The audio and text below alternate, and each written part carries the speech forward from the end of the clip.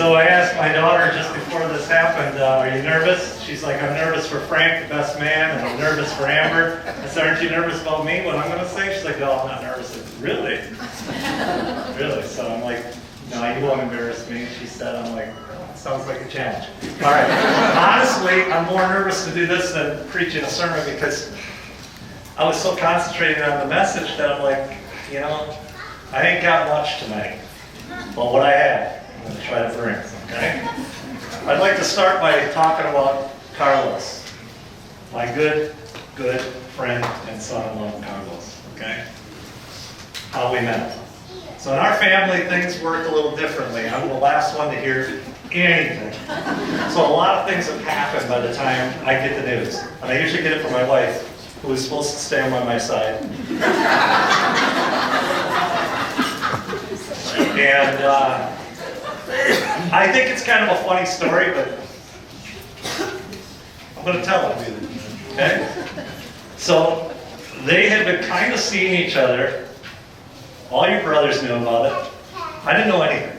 I didn't know a thing. And Jen's like, hey, Sam's seeing a boy. I'm like, okay. And she's like, he's large. And I'm like he's a little bit overweight? And she's like, no, he's chiseled. And I'm like, chiseled like I'm chiseled?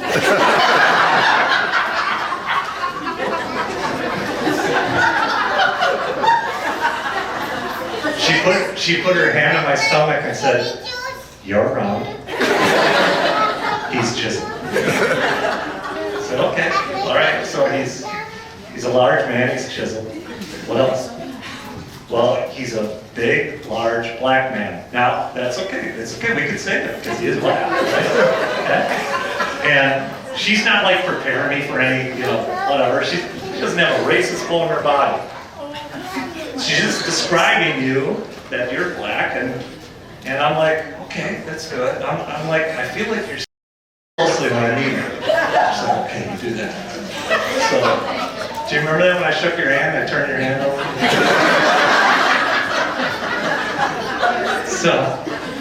So that was our introduction, and then we had our first date, the three of us. Do you remember that? We remember our first date? So the first time I met him, you're like, oh, Carlos and I, we're going to go shoot some golf balls with James and Frank, and Amber was with us too. I'm like, oh, that sounds like fun. Maybe I can come too. And Jen's like, no, you're not going with them. Let them go. Let them have fun. I'm like, no, seriously, I think it'd be fun. I think they really want me to come. And Sam's like, yeah, Mom, Dad can come. And so I went. And the three of us drove to Madison to go to a driving range. And Carlos was up front. He was nervous. Were you nervous to meet me? No. Yeah. Hey, try being round and being, meeting the guy. I was nervous to meet you too. And so he was sitting in the front seat, and Sam was sitting in the back. She had her little translator out just in case. And it was just nothing but silence. We're driving. I don't know what to say, and he didn't know what to say. So Sam's like, she comes up in between us. She said, hey, Carlos, tell my dad how you stayed in the jungle for 3 days, 3 nights, and had nothing to eat. I'm like, this is not putting my heart at ease. I'm like, okay, tell me about that, Carlos. What happened?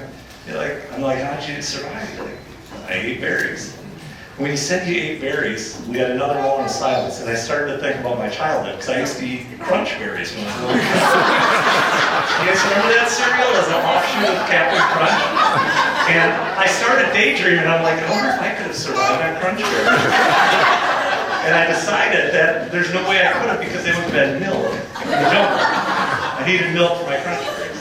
So, in all honesty, meeting Carlos has been just the greatest joy and pleasure of my life, because he's just a good guy and he's got a great sense of humor. And we work together a little bit too, right? And we have a lot of fun. So first I want to raise a toast to Carlos and Sam on behalf of Carlos, and I'm going to get to Sam, okay? So, here. Okay.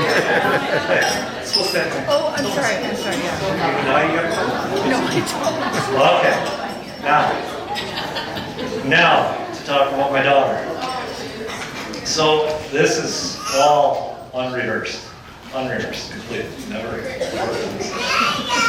I got one girl, and many of you know I got 5 boys, one girl. She's second, she's number 2 out of 6. And I came from a family of, well, you see all the bald heads.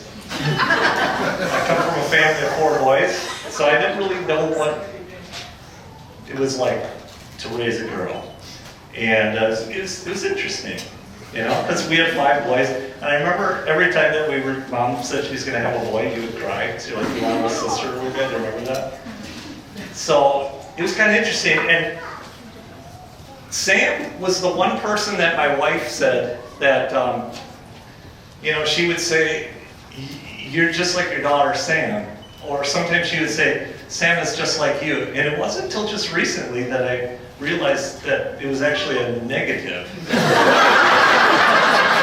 I mean, it's all about body language. Sometimes she'd come in and say, she'd have an argument with Sam, and she'd be like, wow, you're just like your daughter. And I'm like, witty, charming, good looking. All right. And then she'd say, you're just like your daughter. And she's the only one of my 6 children that she says that about. So that's a pretty cool thing. 2 peas in a pod. You know, so we're actually, you know, one of the things that Carlos does, he's handyman, and we're, you know, Sam had this real deep drive to buy a house and let's fix it up and let's do this. And I'm like, okay. So we're all participating in it. And Sam and I, we went to Menards to pick out all the lighting for the whole house. And I said, well, Sam, we're going to see if you're like me or if you're like your mother. She's like, what do you mean? I said, well, if you're like me, we're going to be in and out of Menards in about 10 minutes. And if you're like your mother, we might not leave Menards because we're going to hem and haw over every little detail. She's like, oh, no, it's not going to take me that long. We were out in 5 minutes. We had 15 lights and boom, done. So, yeah, so you're a lot like me. So Sam's got a competitive edge too, you know? There was a time when we thought sports was going to be in her future. She liked to play softball, and she liked to play volleyball, stuff like that. And there was a time when I don't know, you were 8 or 9 years old. Maybe do you remember this? Yeah. Am I going to embarrass you? Oh, should I tell the story? Okay, that's fine. So she was 8 or 9 years old, and we were visiting my parents, her grandparents, right there. They may not remember this. Okay.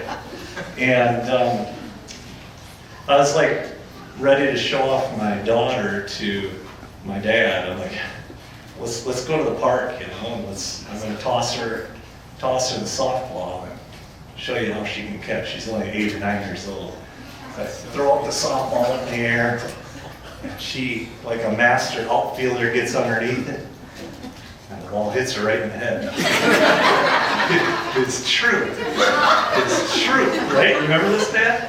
Okay. It's true. And the beautiful thing was, she didn't cry at all. I'm like, this is awesome. I got a girl who's tough as nails. She is going to get out and play baseball. She's going to get bonked in the head and nobody's going to say a thing and she's not going to cry. I'm like, this is awesome. It all went south when I came over and began to instruct her how to catch the ball. Remember this?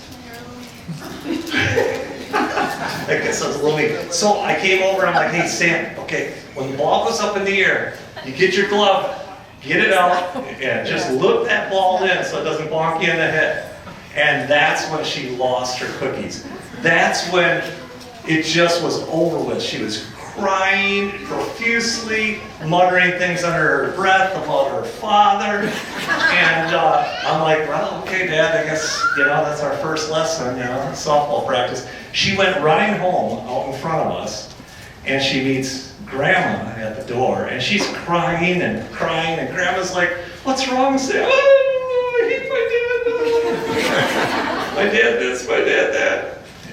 And Grandma, ever the mediator, or shall we say ever the instigator, says, Sam, you can't say those things about your dad, because one day you're going to have to dance with your father. It's called the father of the bride dance. And Sam said, I would rather dance with the monkey than dance with my dad. She said, I'd rather dance with a monkey than with my dad. Now, I used to tell my daughter that I was going to take her horseback riding, and I never did. And I feel bad about that. That's true. But I never wanted any horses, though, in fairness to me. It was her birthday present. So she reminds me of that. But, you know, every dad wants to make their daughter's dream come true, right? So I was kind of thinking, I'm like, wouldn't it be nice for the father of the bride dance if I could dance as a monkey tonight? But I don't have a monkey suit. So, but if anyone did have a monkey suit, that would be great because you got one? I think I got one.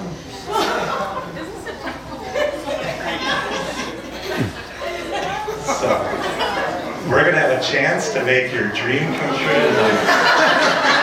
So, I'm not gonna let my little girl down anymore.